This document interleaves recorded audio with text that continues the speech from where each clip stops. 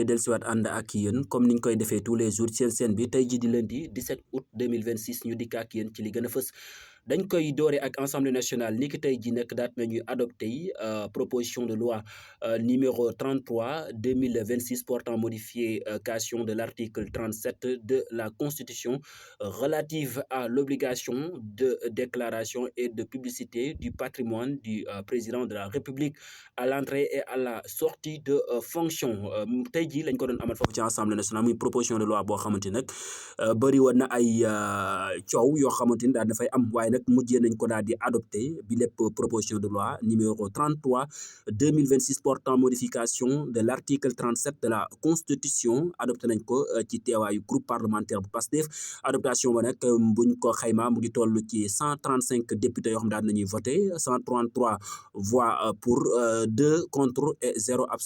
abstention mu mel ni kon lu toll ci 133 députés daat nañuy voté bi lépp proposition de loi waaye itam ñaar rek ñoo ko daal di contre bu dee abstention amul kenn koo xamante ni daat na koy def maanaam amul kenn ko abstenir ci lu ni mel waaye nag ci député yi daat nañ fay nemmeeku yenn ci ay députés yoo xamante nag ci groupe parlementaire bu Pastef la ñu bokk waaye nag tey jii dañu doon défendre kii di président Bassirou Diomaye Faye mën nañ cee jël ku ci mel ni Djibi Cissé nekk député Pastef moom nag tey da doon défendre ki nga xam moo di président Diomaye waaye itam mu ngay attaqué majorité bi nga xamante ni sax moo di majorité muy majorité bu Pastef bi mu bokk moom nag position ba mu ci daal di am mooy day défendre président Diomaye la mu wax mooy président et am na droit waaye itam kii di président daal mosul réviser pour def déclaration de patrimoine lu ci mel ni waaye itam moom daal dafa daal di mujjee voté non à la loi maanaam àndul ci voté bi moom moo tax daal di doy voté non kon mën nañ ne ñaar ñi nga xamante ni daal non la ñu voté mën nañ ne ñaar ñu bokk ci Pastef lañ waaye tey jii daal kenn ku nekk daal di téye loxoom maanaam daal di voté non ñoom nag révisé de voter la proposition de loi sur la déclaration de patrimoine motif boo nag ñoom dañoo jàpp ne Assemblée nationale bi day acharné wu ci chef de l'État waaye itam day viser li nga xamante ni moo di président de la République pour gën koo néewal doole mu nekk nag moom loo xam mu ngi koy dénoncé mu ne lii daal ab déséquilibre la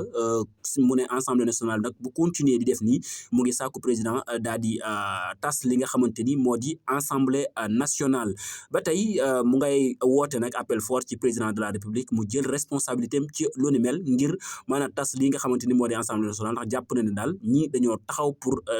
xeex ak président wala sax dañoo taxaw pour affaiblir ki nga xam moo di président de la République moom mi le daal moo ko wax moom mi di Djibi Cissé nekk député bu Pastef waaye itam bokk ci groupe parlementaire bu Pastef tey jii nag dafa daal di jàkkaarloo ak groupe parlementaire bu Pastef di dal ci seen kaw waaye itam di défendre président Bassirou Diomaye Faye moom nag am na conséquence ndax kii di Fadilou Keita moom daat na koy tontu directement nee na ko Djibi Cissé daat nay rencontre des contre-vérités wala daal di rencontré ba tey mu ngi koy fàttali que ne Sonko lui-même avait fait pression sur lui pour qu'il rejoindre Pastef risque de tension dans le groupe Pastef kon mu mel ni daal kii di Bougar Sarr nag moom itam nekk député mu ngay félicité waaye itam moom mi mu ngay félicité moom mi nag nekk député bu Pastef moom itam mu ngay sàkku président de la République mi nga xamante ni daal moom tey jii moom la jëlal part di ko défendre moom itam mu bokk ci groupe parlementaire bu Pastef moom mii di Bougar Sarr moom position mooy transparence su président Bassirou Diomaye Faye n'a pas déposé un patrimoine flouté kon mu jàpp ne daal président Diomaye Faye moom ab patrimoine bu wér la déposé wul benn patrimoine bu flou waaw loolu nag dafa mel ni day classe ñenn ñi nga xam peut-être dañoo def seen déclaration patrimoine boo xamante ni peut-être dafa flou wala genre dara leeru ca amuñu benn mbir boo xamante leeral nañ ko amul benn tricher wala sans sans cache-cache kon moom loolu daal di xamle moom mi di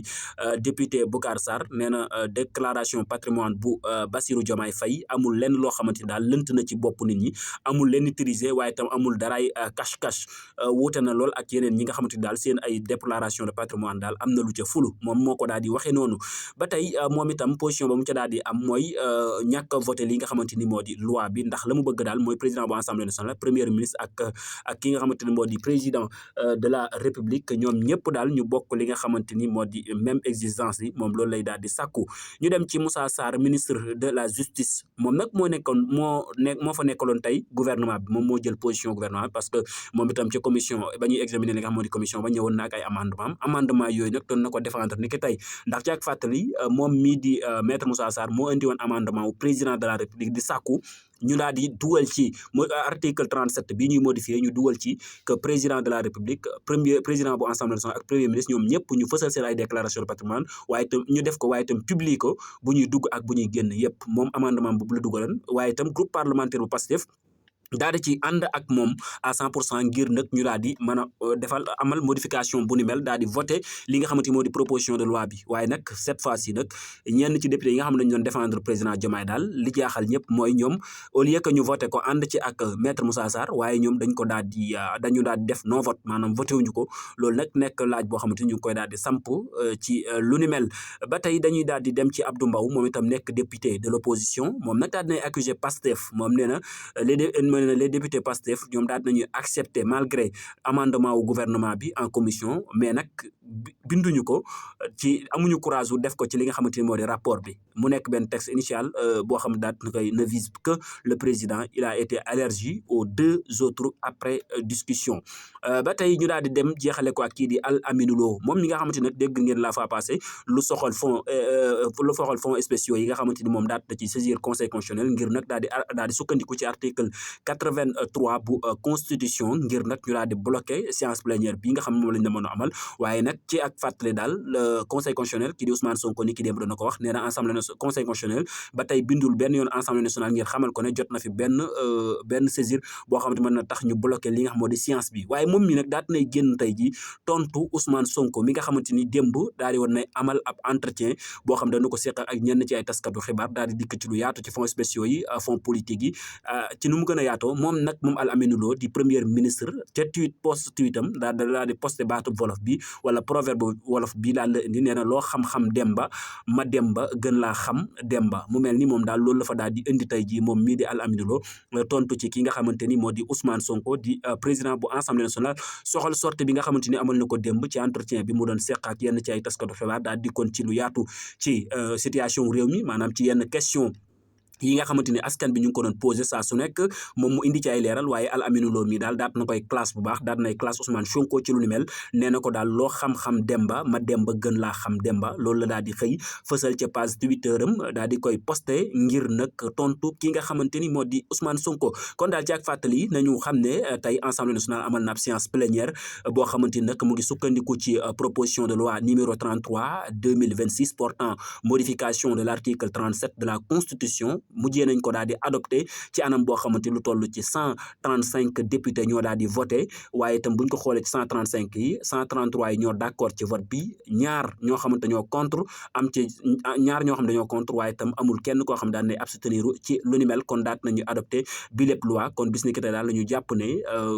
nañu jàpp ne Assemblée nationale daat nay voté loi wu bi nga xamante daa soxal déclaration de patrimoine bi nga xamante ni président de la république rek la concerné waaye nag gouvernement bi di président de la république ak gouvernement am ñoom daal ñoo indi ay amendement di sàkku ñu boole ci président bu assemblée nationale ak premier ministre ba finalement boole nañu leen ci waaye itam kii di Guy Marius Sagna daal jàpp na ne boole leen ci nekkul loo xam te dëppoo na ak yoon ba sax mu ngi alerté naan ëllëg lu man di xew rek nañu jàpp ne gouvernement bu président Bassirou Diomaye Faye moo daal di jël ñaari poste daal di leen ci dugal ci anam boo xamante ni moom rek la yëf yi concerné mu daal di jël président bu assemblée nationale ak premier ministre daal di koy dugal ci loi bi te bokkuñ ci te loi bi prévoir leen loi bi du président rek la wax muy président de la république à part ça waxaatul keneen waaye ñoom gouvernement bi daal ñoo dugal amendement boobu ngir ñu daal di leen ci boole kon loolu moo fi gën a fës tey ci xibaar yi ñu leen sant bu baax di leen gërëm amoon mbégte ànd ak yéen